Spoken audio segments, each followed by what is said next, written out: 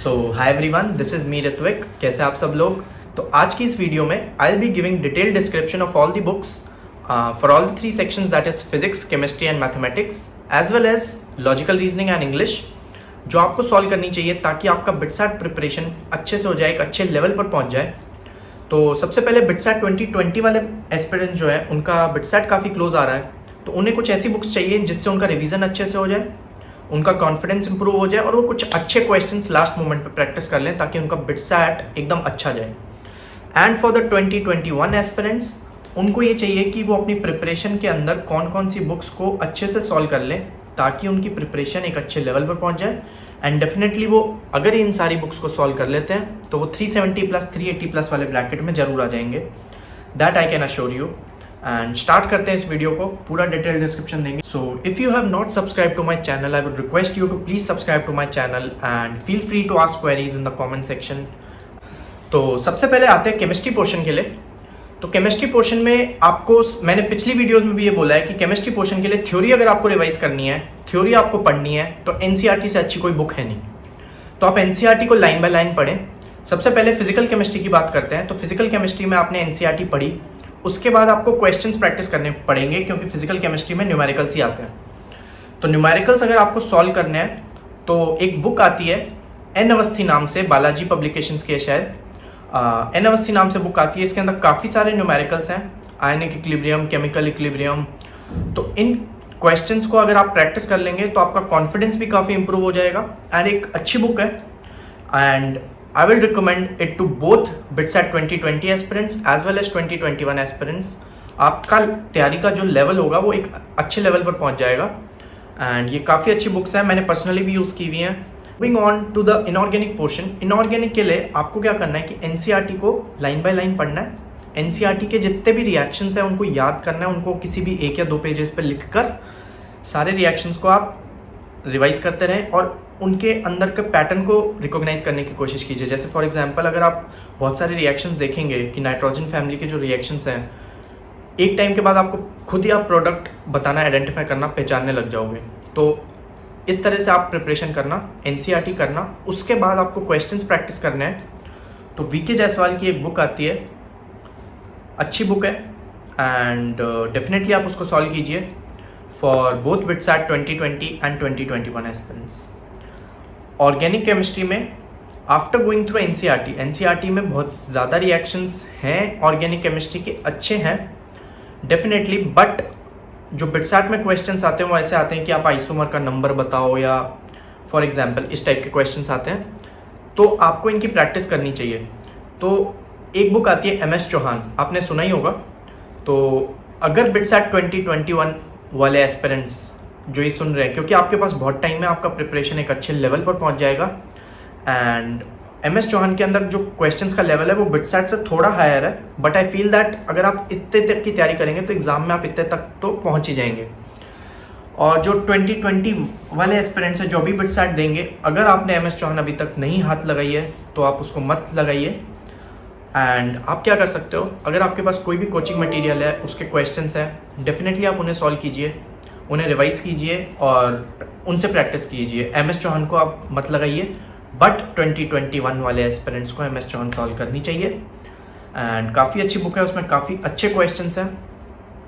आपकी तैयारी डेफिनेटली मैं गारंटी लेता हूँ अगर आप उसे अच्छे से सॉल्व कर सकते हैं तो केमिस्ट्री तो आप फोड़ दोगे। केमिस्ट्री पोर्शन के लिए जो for example solid state chapter है, बायोमोलिक्यूल्स चैप्टर है, इनके लिए मैं कहूँगा कि सिर्फ आप एनसीईआरटी पढ़िए, लाइन बाय लाइन एनसीईआरटी पढ़िए and that would be more than enough. आपको क्वेश्चंस बहुत ज़्यादा प्रैक्टिस करने की ज़रूरत नहीं है। बायोमोलिक्यूल्स के हो सकता है आप थोड़े बहुत क्वेश्चंस प्रैक्टिस कर लें, बट अगर आप एनसीईआरटी अच्छे से कर लेते हैं तो आपका प्रिपरेशन अच्छा हो जाएगा।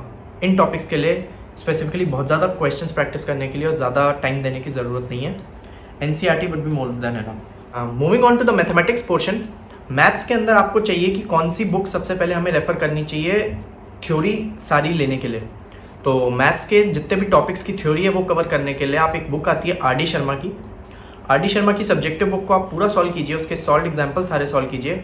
हाँ, उसके जो एक्सरसाइजेज होती हैं वो सिमिलर ही होती हैं सॉल्व एग्जाम्पल की, अगर आप वो नहीं करेंगे तो भी चलेगा।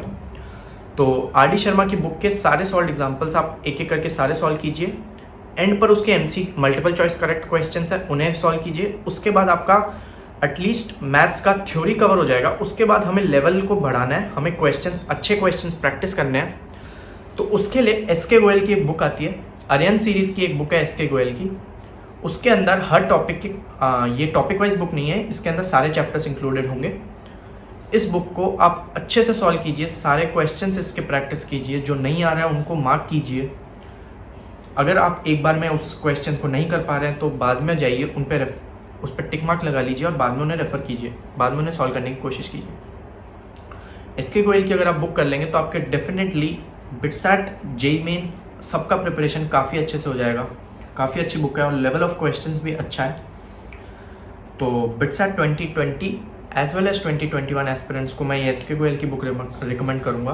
पर्सनली मैंने ये यूज़ की थी एंड काफ़ी अच्छी बुक है, काफ़ी डिटेल्ड डिस्क्रिप्शन है और काफ़ी अच्छे क्वेश्चंस हैं और कुछ क्वेश्चंस का सॉल्यूशन भी है। बिटसैट 2021 वाले जो एस्पिरेंट्स हैं, उन्हें जिनको चाहिए कि हमें सॉल्व एग्जाम्पल्स ज़्यादा चाहिए, तो वो सेंगेज पब्लिकेशन की बुक उठा सकते हैं। सेंगेज सीरीज़ की एक बुक आती है जिसके अंदर हर बार topic wise, for example coordinate geometry की अलग बुक आती है, अलजेब्रा की अलग बुक आती है।